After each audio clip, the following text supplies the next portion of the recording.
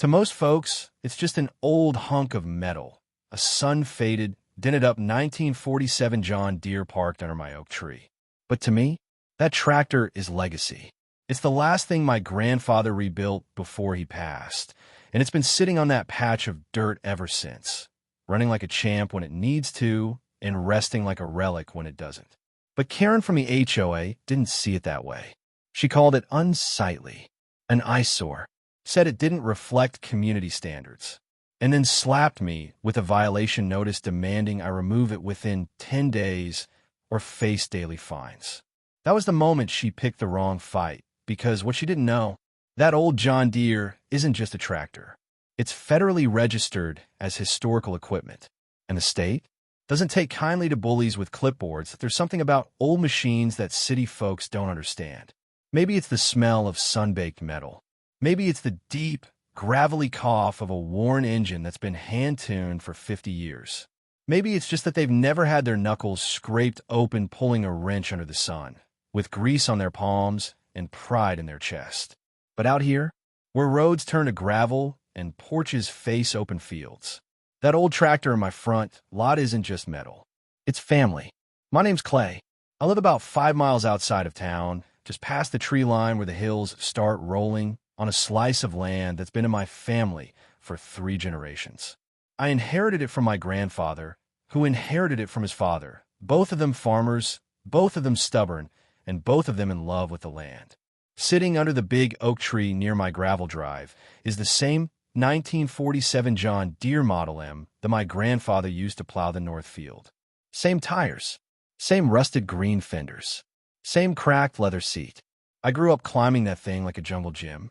I'd watch him fix it every spring, engine parts laid out like tools of a surgeon.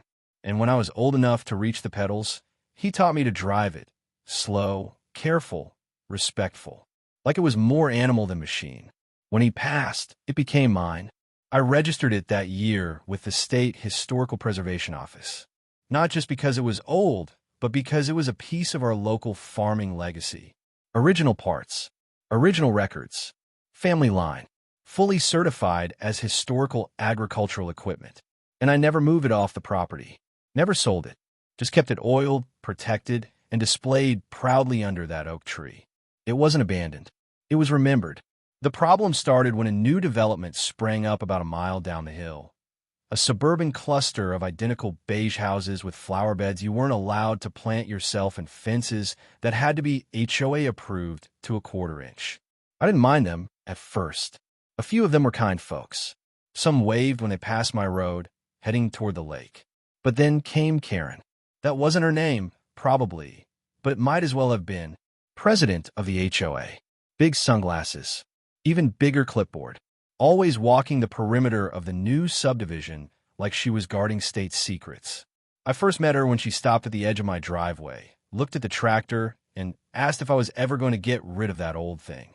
I smiled, told her it ran better than most SUVs and that it was older than both of us put together.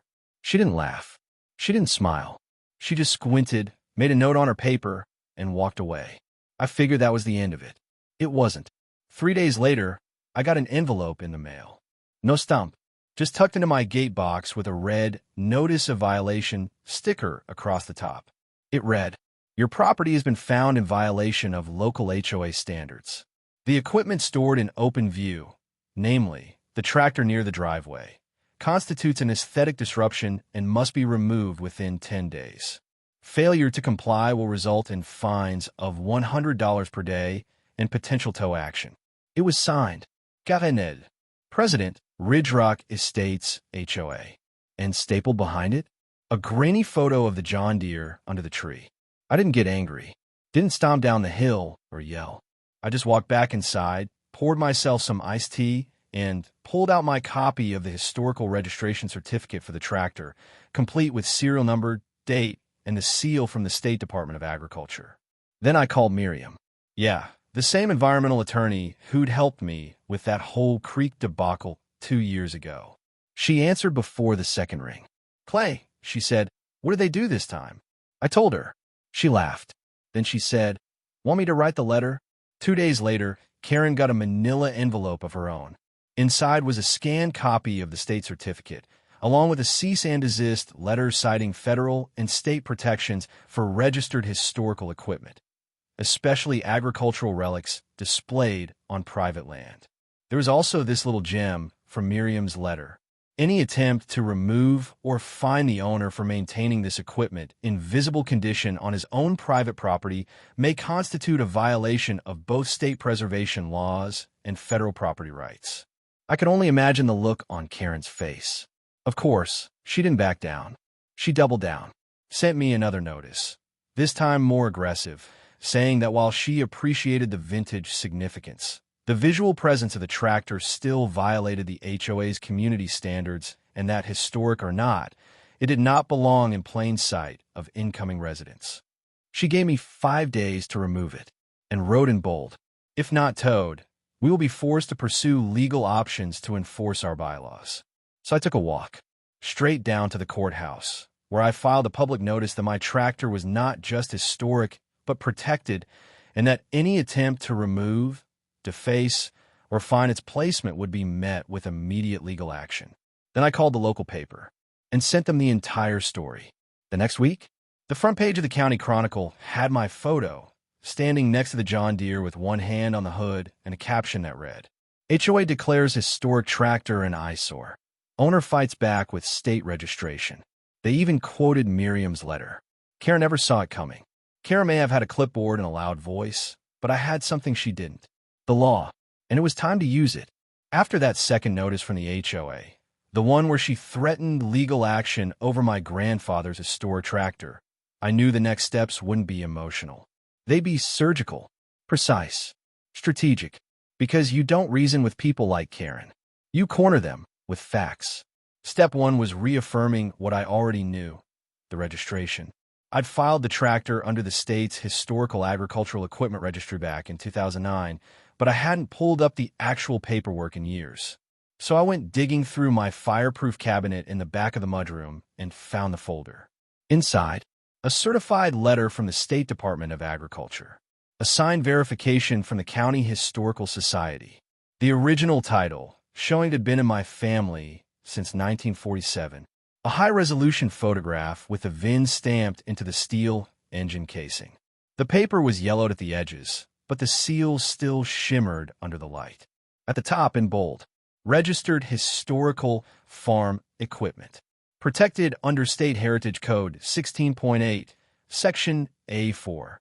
And right below it, in black ink, "Status: Verified. Do not alter, relocate, or remove without owner consent." That's about as bulletproof as it gets.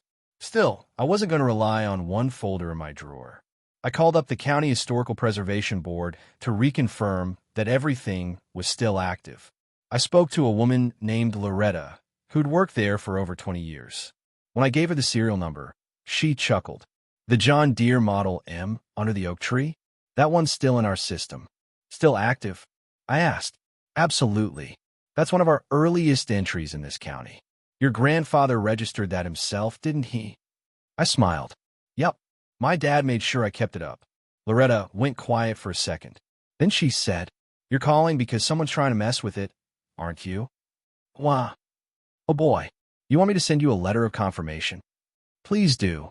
2 days later, I had a fresh letter in hand. It was on county letterhead and included this very clear paragraph. "This vehicle is protected under local and state historical property codes. No municipal, neighborhood, or non-governmental agency, including homeowners associations, may demand its removal, fine the owner for its presence, or interfere with its placement on private land. Any attempt to do so may result in civil penalty." Beautiful, isn't it? With that letter in hand, I called my attorney Miriam again. She'd already helped me draft the first response, but now it was time to escalate. We scanned everything: the preservation letter, the state registration, a new set of high-resolution photos showing the tractor's condition, the VIN etched on the frame, a notarized copy of my deed showing full ownership of the land, and a detailed timeline of HOA communication and threats. Then Miriam drafted the next move, a formal cease and desist, citing Karen by name and the HOA board as the enforcing body. It It was 3 pages long, every line surgical. Here's how it opened. To Ridge Rock Estates Homeowners Association, regarding repeated unlawful demands for removal of protected historic equipment. On behalf of my client, Clay, last name, I am informing you that your organization's repeated attempts to force the removal of a legally protected piece of registered historical equipment constitute harassment, overreach, and a potential violation of state heritage law. You are hereby ordered to cease any and all communication regarding the tractor located at property address, including but not limited to threats of fines, removal, or citations under HOA bylaws, which have no jurisdiction in this matter. It continued, should you fail to comply with this order, we will pursue a formal complaint through the County Historic Board, seek injunctive relief, and file civil action for damages, stress, and legal fees. And at the bottom, CC, County Historic Preservation Office, State Department of Agriculture, local media outlet, just for good measure. We mailed it. Certified. Signature required. Then we went further. Miriam had an idea, and I loved it. We would preemptively file a legal declaration with the county clerk, creating a public record that the John Deere was officially tied to the parcel as protected historical equipment. So even if the HOA or any future Karen try to challenge it again, there'd be a permanent record that said, this machine is part of the historical identity of this property and shall not be removed under any ordinance not issued by the state. We filed it the same week. Now, it wasn't just a rusty tractor in a yard. It was legally part of the land. Next, I took the story to the people. I wrote a calm, respectful post on the local Facebook community page. For those of you who have driven past my place and seen the old green tractor under the oak tree, just know it's not an eyesore. It's history. My grandfather's machine is state registered as protected agricultural equipment. Unfortunately, some folks think rules they invent matter more than legacy. I've now received multiple threats over it from the HOA. So here's the record, the registration, and the official ruling. It's staying. And it's not just mine, it's part of this county story. I attached the scanned registration letter and a photo of the tractor shining in the afternoon light. That post got shared hundreds of times, and you better believe it made its way to Karen's inbox. The very next HOA meeting was awkward, or so I heard. Karen tried to read a statement claiming the tractor didn't meet visual standards, but one of the residents cut her off. You're harassing a war veteran's grandson over a 70-year-old piece of history. You realize how that looks, right? Another added, my uncle saw that post. He wants to visit and take pictures. Says his dad used the same model in '52. Karen's voice reportedly cracked. She tried to cite HOA rules, something about exterior uniformity and visible clutter. But by that point, no one was listening, because the law had spoken. And the people had too. If you thought Karen would fold under the weight of state registration, certified legal warning, and a letter from the County Historical Board, you'd be giving her far too much credit. Some people dig deeper when they're in a hole. Karen? She grabbed a bigger shovel. Less than a week after the cease and desist was delivered and signed for, I received another letter. This one printed in bold red across the top. Final notice of noncompliance. Unauthorized equipment must be removed immediately. She dropped the pleasantries altogether. No more, dear property owner. This one was aggressive, curt, and frankly absurd. She wrote, while your previous communication has been noted, the HOA cannot allow an unsightly, rusted piece of machinery to remain in visible view from the main road. Regardless of its historical claim, it is in clear violation of our community aesthetic standards. The board considers this non-negotiable. And then, beneath it, failure to comply will result in further action, including, but not limited to, fines, legal escalation, and forced removal. She didn't sign it with her usual flourish. Just KL, HOA president. I read it. I shook my head, and then I made a phone call to the local paper. You don't threaten someone backed by a state historic registry, a preservation board, and a folder full of notarized documents, and expect it to stay quiet. So I called in a favor with Mark Jennings, a reporter at the County Chronicle, the same guy who covered my creek debacle the year before. I gave him the story, the timeline, the photos, the letters, everything. He met me under the oak tree that afternoon, snapped a few updated photos of the John Deere, and just listened. By the time I was done, his jaw was clenched. She tried to tow a protected tractor? I nodded. Twice. And threatened fines over a piece of state-recognized history, while ignoring every legal response I gave her. He smiled. That's your headline. 2 days later, the front page of the Chronicle read, Board Harris's Veterans Family over Historic Tractor. Right beneath it, a subheadline. HOA President Threatens Fines. Ignores State Registration and Historical Protections. The article included quotes from me, Miriam, my lawyer, Loretta from the County Historic Preservation Office, and a local agricultural historian named Dr. Linda Grayson. Dr. Grayson's quote was gold. This particular tractor is one of the few original John Deere M models still existing in this region with its factory markings intact. It's not an eyesore. It's a museum piece. The article ended with a side-by-side, my state certificate, and a photo of Karen's final notice. Game. Set. Match. It didn't take long for things to unravel. The article went viral, at least by small-town standards. It made its way onto Facebook, Twitter, and even a couple of state preservation forums. One of the comments that stuck with me the most was, imagine thinking your HOA rules matter more than 75 years of American farming history. Another, Karen tried to erase a legacy because it didn't match her mulch. Brutal, but accurate. Then the real fallout began. First came the public backlash. Residents from the HOA development started showing up to meetings demanding to know how much money was being spent on these threats and legal attempts. Karen tried to defend herself, saying, we simply want a consistent neighborhood aesthetic, one that doesn't include rusted machinery. But that didn't land well, especially not after someone in the crowd read Dr. Grayson's quote aloud. A museum piece, they said, and you called it garbage. Her face turned red. Next came the official warning. Turns out the Chronicle story had legs. Someone from the city manager's office saw it and forwarded it to the Municipal Legal Review Board, and they did not like what they saw.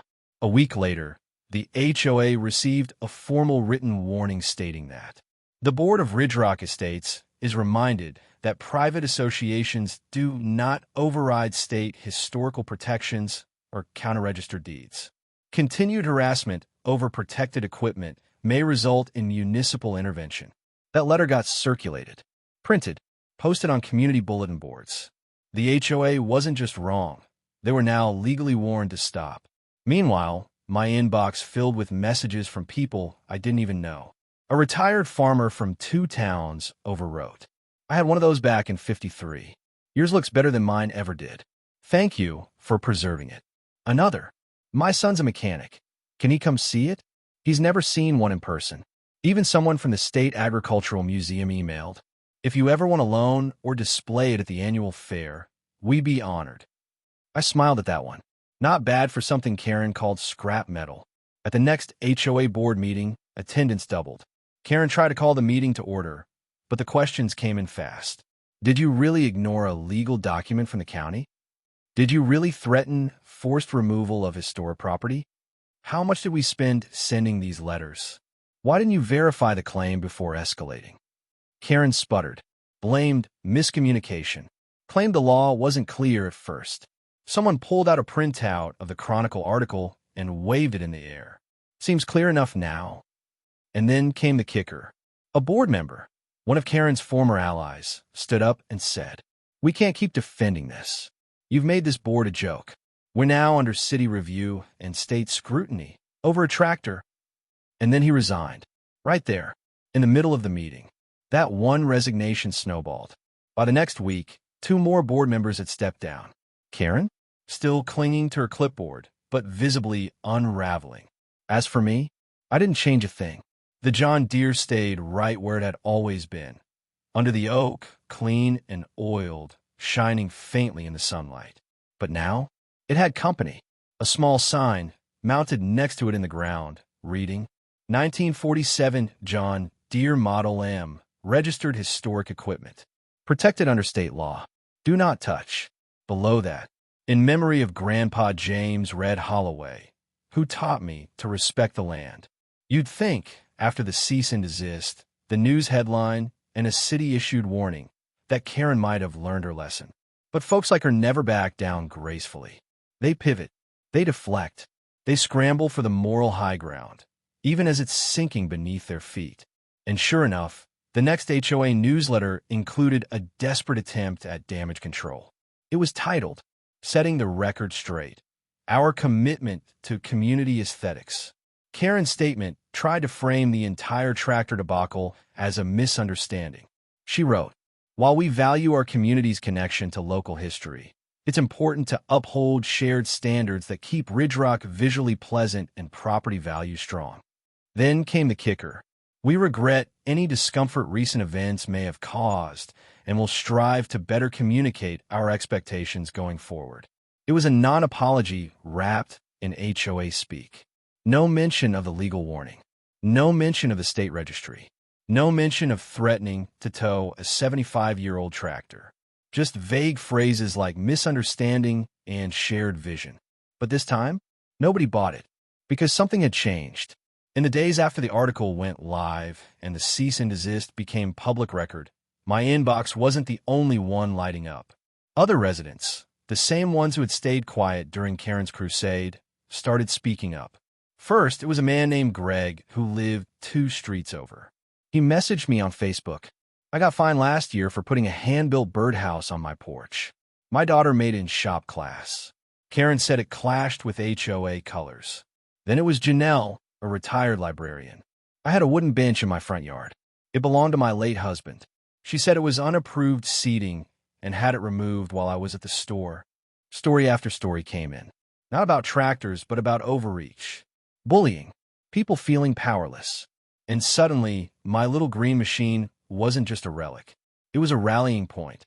A few residents started asking to visit the tractor, not to climb on it or take pictures, just to see it up close. I catch folks standing by the oak tree, hands in their pockets, looking at it like it was a war memorial. One man showed up with his grandson, said, "My dad had one just like this. Used it every morning to haul hay till his back gave out. I let the kid sit on the seat. He lit up like it was Christmas." The next HOA meeting was standing room only. Karen came in, shoulders back, that same clipboard clutched like a badge. But this time, her words didn't land. She tried to start the meeting with, "Let's focus on upcoming landscaping proposals and paint guidelines for spring." But a voice from the back interrupted. "When are we going to talk about the tractor?" She hesitated. "That situation has been resolved." Another voice. "Resolve how? You try to find a man for honoring his grandfather. You called it an eyesore. You ignored state law." Karen tried to push back, claiming, "We were only enforcing the aesthetic standards laid out in the covenant." But someone else fired back. "You made up your own rules and bullied a veteran's family. That's not enforcement. That's ego." Applause. It was the beginning of the end. Within the next 2 weeks, 3 board members submitted resignations. One of them, the HOA treasurer, included this line in her resignation letter: "I no longer feel comfortable enforcing standards that can be weaponized against neighbors." Oof. Karen stayed on for a little while, but her power? Gone. The rest of the board stopped backing her. Meetings went quiet when she spoke. Proposals stalled. Residents who used a nod at her clipboard started openly rolling their eyes. And perhaps the most satisfying irony? She had to walk past the tractor every time she left the neighborhood. Still parked. Still proud. Still protected. One afternoon, I received a certified letter from the HOA, this one not written by Karen. It was from a new acting board chair. Polite. Respectful. It stated that the HOA was conducting a policy review in light of recent community concerns. And attached to it was a draft amendment. Clause 14B, exemption of registered historic items. Items located on private property that are registered with a state or county preservation agency shall be exempt from aesthetic or visual standards enforced by the HOA, including fines, warnings, or removal orders. I didn't even have to ask. They wrote it themselves. Proof that the HOA had learned, however painfully, where the boundary really was. A few weeks later, the community held a spring cleanup event. Nothing big, just neighbors planting flowers, touching up shared fences, mowing trails. I brought a box of bottled water, a few garden tools, and showed up to help. No fanfare, no speeches, just hands in the dirt and people laughing in the sun. And in the middle of it all, I overheard one resident, someone who'd never said a word during the whole ordeal, lean over to his neighbor and say, I used to think that tractor was just junk, but now I kind of love it. There's a kind of justice you can't legislate. It doesn't come from the courts or the county or even the law. It comes from a slow, quiet shift. When people look at something they were told to hate and see the truth instead. That's what happened here. The tractor didn't move an inch, but the community did. That you'd be surprised how quiet a victory can feel. No fireworks, no speeches, no marching bands, just a cool breeze, an engine that still hums after 70 years, and a plaque that catches the sunlight just right when the day leans toward evening. That's all I needed, because in the end, peace doesn't shout. It stays. About a month after the last HOA meeting meltdown, I received a small wooden box from the County Historical Preservation Board. Inside was a polished bronze plaque. On it, etched in serif letters, historic equipment, registered 1947, John Deere Model M, protected under State Historical Preservation Code 16.8, in honor of American agricultural heritage. Underneath the inscription was a small note, handwritten by Loretta from the office. Mr. Holloway, thank you for protecting this legacy when others tried to erase it. I mounted it onto a cedar post next to the oak tree, right in front of the tractor, not in defiance, not in spite, just in truth. That spring, the grass came in thick around the wheels. I trimmed it with care, just the way Grandpa used to. I polished the old chrome, tightened the bolts on the seat, and replaced one of the rubber grips on the steering column. Didn't repaint it, never would, because every scrape, every layer of rust, every faded spot on that green body, it earned it, just like I had. Over the next few weeks, neighbors began stopping by just to say thanks. Some I barely knew. An older woman brought me a lemon pound cake and said, "You reminded all of us that history matters more than appearances." Another man who'd moved and recently shook my hand and added, "She nearly fined me for hanging an old flag." What you did, that helped all of us. Funny how something as simple as a tractor could bring people together more effectively than a dozen HOA meetings ever could. The HOA? Silent. Karen eventually stopped showing up to meetings altogether. Rumor was she quietly resigned. Not with an announcement, just a gap in the board minutes and a new name listed under president. The new leadership hasn't contacted me once. No more letters. No more violations. No more clipboard diplomacy. Just quiet. And if you ask me, that's the greatest apology I could have received. A few months later, during the county fair, the local historian Dr. Grayson called to ask if I consider bringing the John Deere in for a public heritage exhibit. I told her I appreciated the offer. Really, I did, but that tractor had earned its rest. If folks want to see it, I said, they know where to find it. She chuckled. Fair enough. Some legacies don't travel. They stay rooted. Exactly. Nowadays, the tractor doesn't just belong to me anymore. It belongs to the stories people tell when they pass by. It belongs to the kids who point and ask their parents what kind of car that is. It belongs to the families who remember what it means to earn something with your hands and to defend it with your name. It's not just a machine anymore. It's a landmark, right here under the oak tree, right where it belongs. Sometimes a tractor isn't just a tractor. It's a time capsule, a memory on wheels, a living piece of the past that refuses to rust away quietly just because someone doesn't like how it looks from the sidewalk. To some people, it's just scrap metal. But to those who understand, it's a symbol of legacy, labor, and everything that built the ground we're standing on. Karen and her clipboard thought they could bury that legacy with paperwork. Thought a few threats and a rule book could erase generations of history. But history doesn't answer to aesthetics, and it doesn't need permission to exist. It just does. And if someone ever tries to bury your family's past in the name of fake rules or self-appointed power, don't just roll over. Stand up. File the records. Call the right people.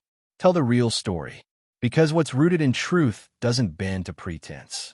And those who confuse control with ownership, they'll learn quickly that not everything with age belongs in the trash. Some things belong on display.